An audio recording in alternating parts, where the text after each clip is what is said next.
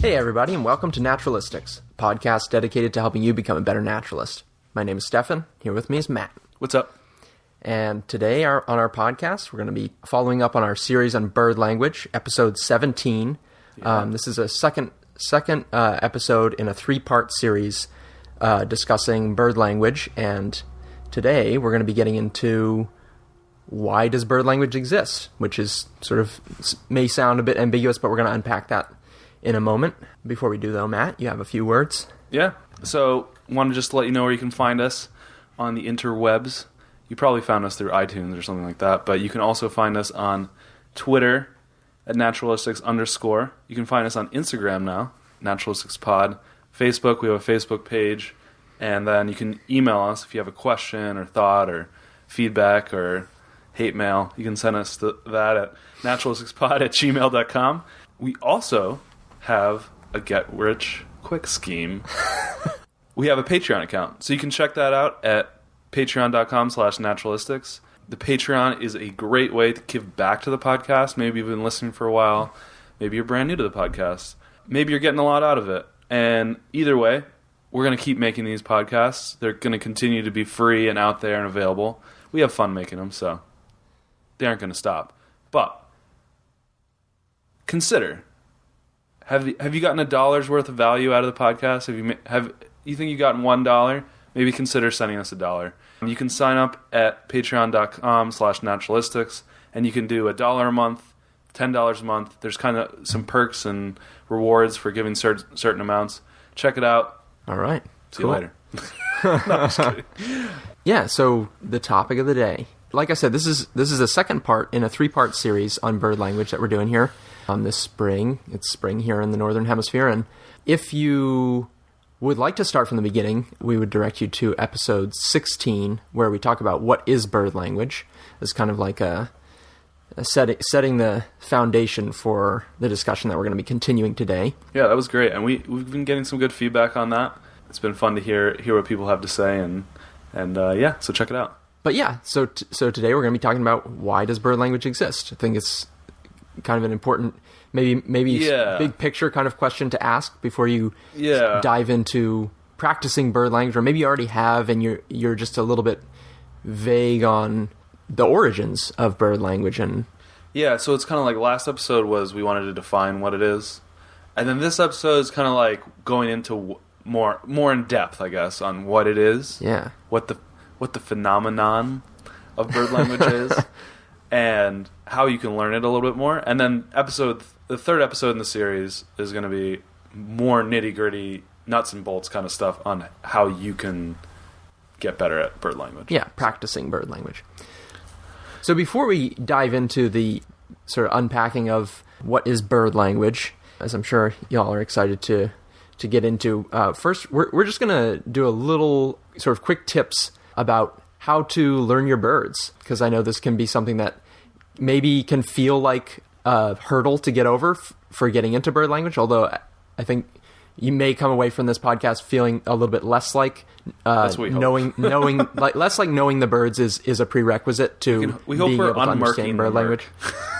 Yeah, and so we figured it'd be worth spending a few minutes just talking about how to learn your birds, because whether or not you need to practice bird language, it might be something that a lot of listeners are interested in doing. So yeah, and it can be a challenging area of natural history for people to get into. Yeah, because they feel like I come across people who are like, well, I just can never remember the names and the calls and all that stuff. So we're gonna just give you a few quick tips that'll help you with that. So, what's your first one? My first one is I want to point listeners in the direction of a resource, a really valuable resource that we have. Anyone who has access to the internet has access to this resource. It's the Cornell Lab of Ornithology website. They have a huge archive of bird sounds, bird vocalization recordings, audio recordings that are free to access and really helpful, especially if you hear something and I find myself in this situation during migration when stuff's passing through that I haven't heard in a while, and it's like, oh, I know that it's warblery or something,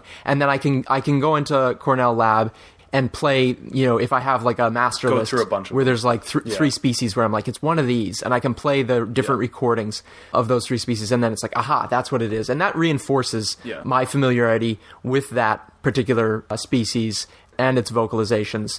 So it's a really great resource. They have tons of pictures and photographs and little sort of bird bios, stuff. habitat information, all kinds of stuff that can be helpful. But in particular for learning your birds, and especially if you are like us, if you're in a place where a lot of your birding is by year, because sometimes stuff is hidden in the forest and it's hard to see, and so those vocalizations are key. So Cornell Lab of Ornithology, look it up. Yep. And along with that, I'm going to recommend the Sibley Bird app. Is the one that's what I have on my iPhone.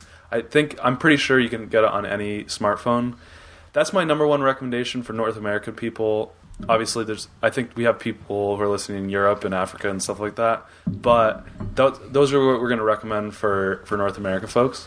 The Sibley Bird app, very similar to the Cornell Lab, has all the drawings from Sibley's Bird Guide, which is our number one recommended bird guide. But it also has a really excellent library of sounds, and I've noticed that they're continuing to add to those sounds, and it has songs, it has calls, and it even says where those recordings were made, which is actually pretty relevant sometimes.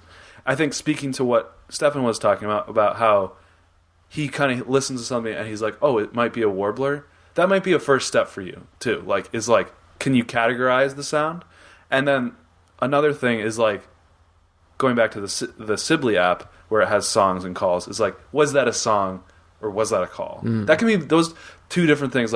Can we start breaking it down into groups, and don't get stuck on being I need to get to the name of this bird. I have nothing to go on. I'm just trying to get to the name of the bird. Maybe try breaking it into some smaller categories first, something more digestible. Yeah. And you were saying you use mnemonics, right? Yeah. I think mnemonics. You hear the sort of silent M there. Mnemonics are really helpful, and a lot of field guides use these. I know Sibley's usually, I think pretty much for every species, he has something written out for to, sort of like a phonetic depiction of the bird vocalization, and some of these are really helpful if you can remember them. I know for a lot of things, the mnemonic that I've been told or read about doesn't really work for me. It doesn't help me remember that bird, or it doesn't help me tie the vocalization to the bird. And so I recommend if you read these or hear about these and they work for you, great. If not, make one up for yourself. Yeah. One that I love that really stuck with me was a really common bird we have your song sparrow. The song, which it can be really variable, but has sort of a general a general feel to it, which somebody once said it sounds like a dial-up modem. So for those of you who are interneting in the late 90s... Here, wait, I'll play one right now. That was not. That sounds like a chipping sparrow. It's a swamp sparrow. Actually. Swamp sparrow. We'll just say. There's your song sparrow. Yeah, so it has a little bit of that. I'm logging onto the internet in the 1990s. Yeah. So anyway, if there's mnemonic if there's something you think of when you hear a bird vocalization, and that helps you remember, oh yeah, that's the typewriter bird, or that's the sewing machine bird. That can be huge in sort of parsing things out and remembering those relationships. Yeah, definitely. So the cardinal, I always think of the car alarm. The yeah. I don't know why that helps me. Yeah, that's a good one. All right, and then I think Stefan's on board with me. This being the number one recommendation for anybody who's a naturalist. Put aside all the gadgets. Put aside all the whatevers. Except maybe your binoculars. Maybe binoculars. That's a good one. Yeah. You got to find the bird. Okay. Yeah. You're not going to remember it very well if it's just always you're looking these things up. The best way, and this is how I learned. I was like a young person, a kid. I learned a lot of my birds just by being like, I don't know what that sound is. I've got 20 minutes. Let me see if I can find it. Mm-hmm. And that also you're practicing your sneaking skills. You're maybe engaging with other birds. Totally invite yourself to just take a break and go find the bird that's making that call. Because when you make that connection between the sound and the visual, it's like your brain's like, yeah, I got it. Yeah. And you're going to remember it. Yeah. If you can watch a bird sing its song, that's huge. And also, so many times you don't find it, and it gives you that fire and that passion even more. So, yeah. Number one recommendation: find the bird. Yeah. So, hope that helps for folks who are trying to learn their birds or get to know their birds better. And if you have further questions about that, let us know. We love to hear feedback, whether that was helpful for you. But yeah, let's dive right into our topic for today. Sweet. Yeah. So the topic. What's the topic, Stefan? The topic, as I have stated, is... He stated it. Why does bird language exist? Which is a little ambiguous, sort of vague kind of... but anyway, it was the best, most clear and accurate name for this episode. So why does bird language exist? And Matt and I have kind of broken this down into a two-prong sort of explanation. Right. Yeah. And so there's... sort of one of the things we realized while doing the last episode, the what is bird language, is that actually, and this is part of what makes bird language confusing to explain, is there's actually two different things that are very much related, but they can get muddled. And those two things are, bird language is a phenomenon that happens in the world that you can observe. It's like an observable thing that happens. Yeah. That birds are communicating. Yeah. Other animals are communicating. This universal language part of our definition. The second thing it is it's an internal process for us as people, as naturalists, almost like a martial art. It's something that you practice over time, over the years, you get better at it. So not only is it a thing that's happening outside, it's something that's happening inside. So inside you. So it's like, there's these two things, and that's part of what can make it confusing. But just for a reminder for everybody, I'm going to read the definition from last episode. Good. Just so we'll have that launching point that we spent an hour getting into last time. So here we go. Bird language is a universal language best learned by observing birds.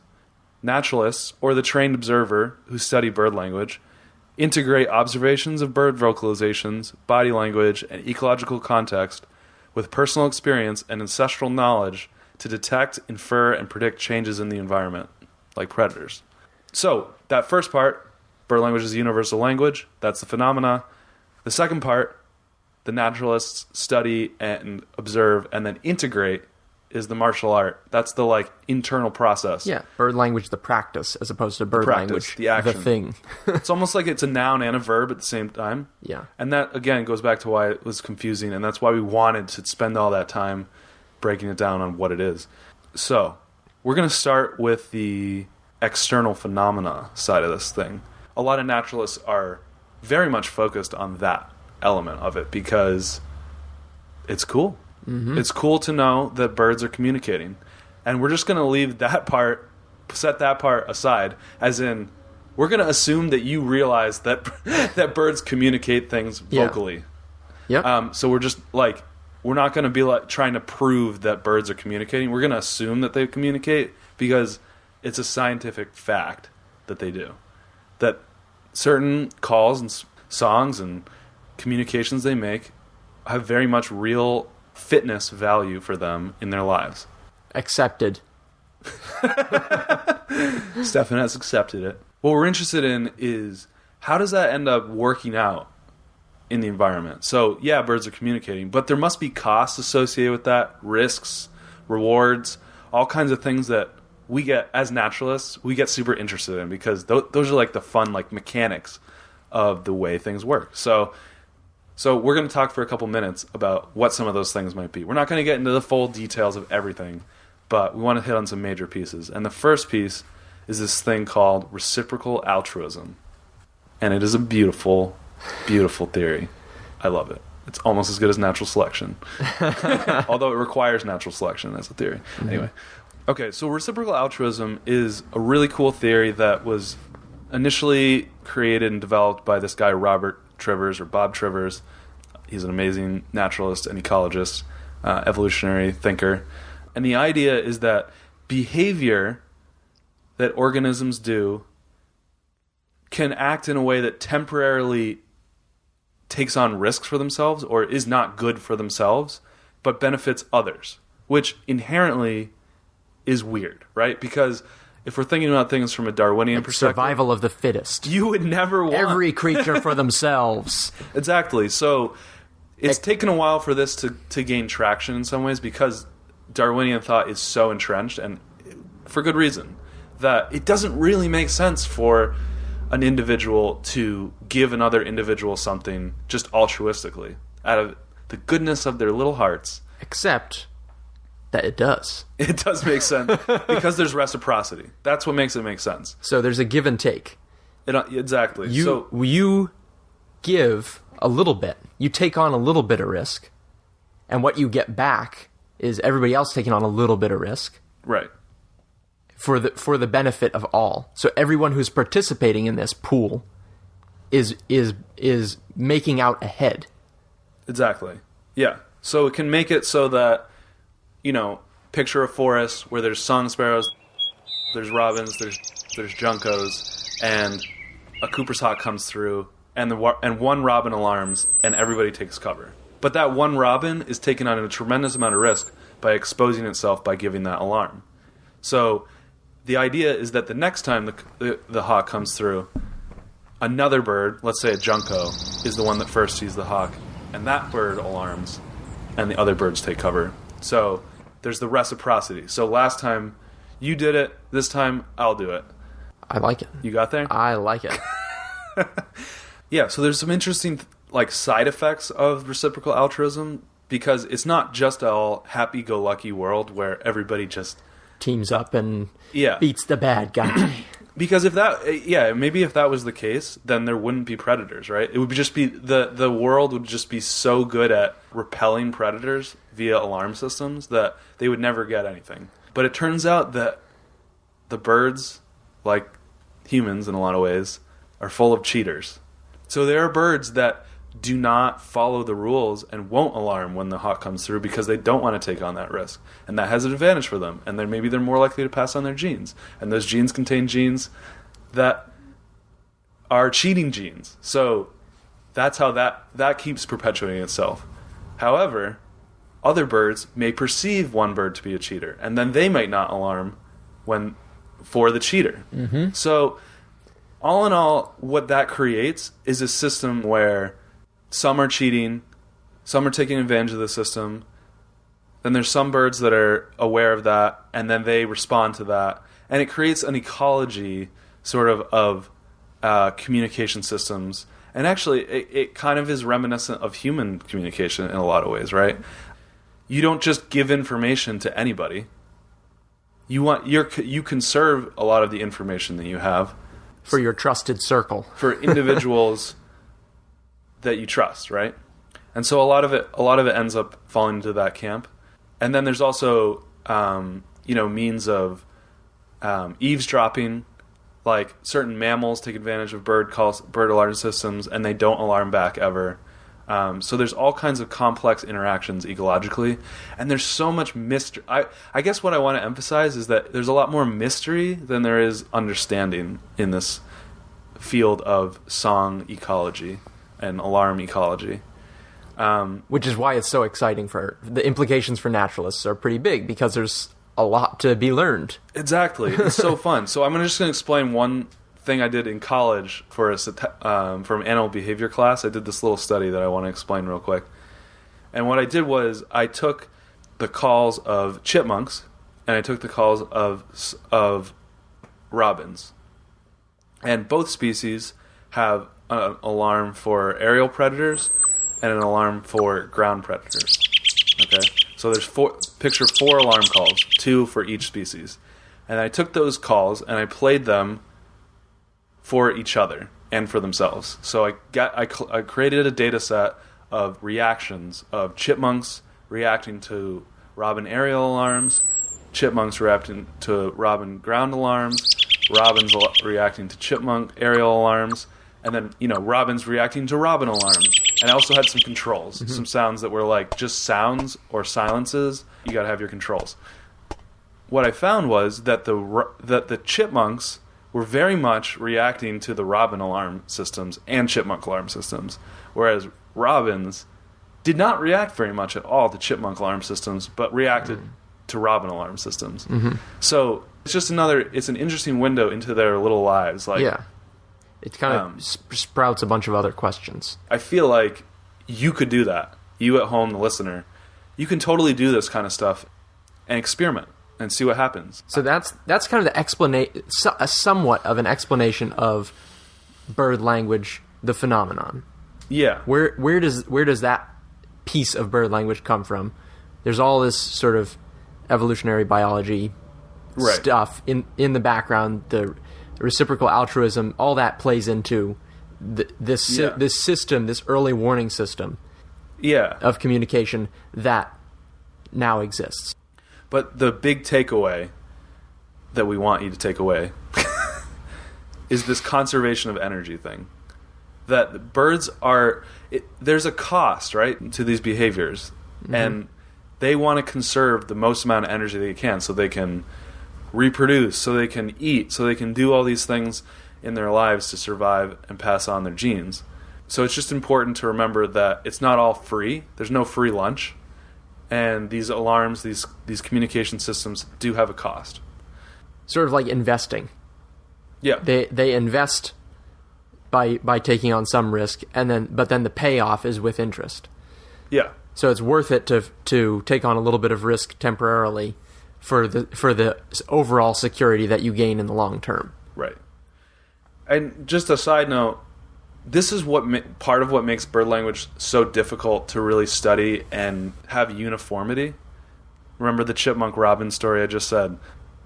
Because the robins aren't alarming to the chipmunk alarm every time, it can be complex when you're out in the field and you're like, is a hawk coming right now? Because that robin's chill. Yeah. But this chipmunk's freaking out. So because the system isn't like uniform and it doesn't look the same every time in every way, that's what requires the dirt time, lots of observations, lots of data, lots of experience in the field to really start to piece these things out and be able to interpret situations better and better. One last thing before we move on to the next part is the shapes of the alarm. Stefan, what are the shapes of the alarms? So you sort of touched on this a little bit in terms of there's specific alarms for specific types of predators, right? Correct. So if there is a ground predator, for example, at my bird feeder, maybe it's my cat Hamish, the birds that feed at my feeder generally are familiar with Hamish. They know that he's not really wise to the outdoor world as much as like maybe somebody's barn cat might be, a ferocious predator and a serious threat. So they know that when Hamish comes out, they're safe when they're up in the feeder. He's not much of a threat. He's not going to get them while they're on the feeder. So maybe there's some sparrows on the ground feeding, and maybe they'll scoot a bit further away. Or if they're feeling like maybe he's really on top of his game today, maybe they'll go up into like a brush pile that I have nearby the bird feeder. They're not going to fly way over to the edge of the woods for safety from Hamish. Right. And so when they learn this from each other, because they make that sort of risk assessment and they deem, okay, this, maybe the first time they encountered Hamish, they thought, ooh, and maybe they spent a little bit more energy to stay away from him. But now that they are familiar with him and they have like a good read on what level of threat he is and in what way, what shape of threat he is exactly, they know that they can spend a minimal amount of energy to stay out of his paws. Right. And the way that looks indicates to other birds how far they should retreat. Right. When he comes out. Goes back to the conservation of energy stuff, right? Yeah. If I fly off the handle in terror every time anything that's at all threatening appears, then I'm going to waste more energy than I'm going to gain. It's going to be too stressful for me to be at the bird feeder. Yep. Because there's Hamish comes and goes, and he's going to be around, and so you can save energy by saying, wait. We don't have to rush off every time we see this cat. sometimes it's okay just to retreat up into a bush. Yep. And so that's what they'll do. Yeah. So that piece of bird language, that particular alarm has a certain shape. It has a Hamish shape. Right. Yeah. So that particular that's just one example of what these the shapes of alarm can look like. And if you're interested, we're not going to talk about all the different shapes that alarms will take right now, but if you haven't already heard of the book What the Robin Knows by John Young, it's like sort of the seminal work on bird language as far as I'm aware, and it's a really good book, and it details the different shapes of alarm really thoroughly, and is worth. I mean, the whole book is worth a read. But if you're interested in the shapes of alarm in particular, you can flip through there and reference that. And shapes of alarm could be like a hawk drop. Is like when a hawk flies over and all the birds drop down to like lower in the canopy. That happens all the time. A hook is when like an animal moves through and pushes the birds up to the top of the tree. There's so many different kinds of shapes, and a lot of them are very, very common. But those are universal elements of the universal language. So here, maybe that's like a Cooper's hawk flies over, and you don't see the hawk, but you notice the hawk drop. Okay, cool. Maybe somewhere else, that's a different raptor that's flying over, and maybe those are different songbirds that are dropping out. But the shape is going to be the same, and so this bird language stuff applies anywhere you are where there are birds. Exactly. Right, Matt? You're right. So let's move on. Great. Right. So that's the first part, the bird language as a phenomenon. The second part that we want to discuss is bird language as a practice. So, in the simplest sense, bird language, the practice, is a method of extending your sensory net through using the information that birds are pretty much displaying all the time. Right. When they're out. Like when we're watching Hamish create that shape, we're gaining that information, even if Hamish wasn't there. Even if we couldn't see him, or if he wasn't there at all, we would kind of recognize that shape of alarm, and we might look for some other sort of maybe mildly threatening ground predator that would be comparable to Hamish, right?